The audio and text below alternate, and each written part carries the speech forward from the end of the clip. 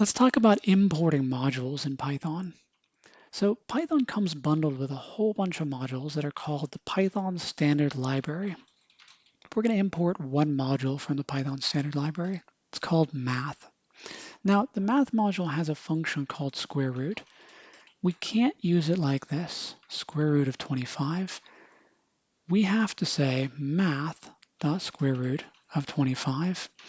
And the reason is whenever you import a module in Python, Python will make just one variable, math, just whatever the name of that module is that you imported.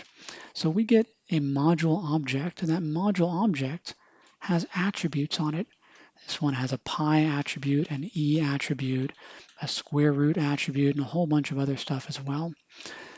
So every time you want to use something in the math module after you've imported it, you have to prefix the thing that you want to use with the name of the module that you just imported, math.something.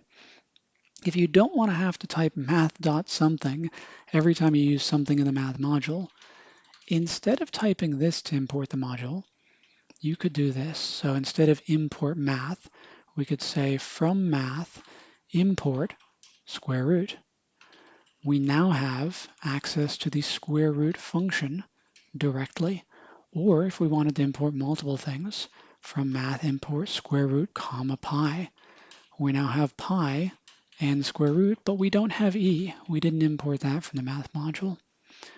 So in Python, if you want to import a module, we've got the import statement from that. But unless you want to type the name of the module before everything that you use in that module every time you use it, you might want to use the from syntax. From module name import specific things in that module.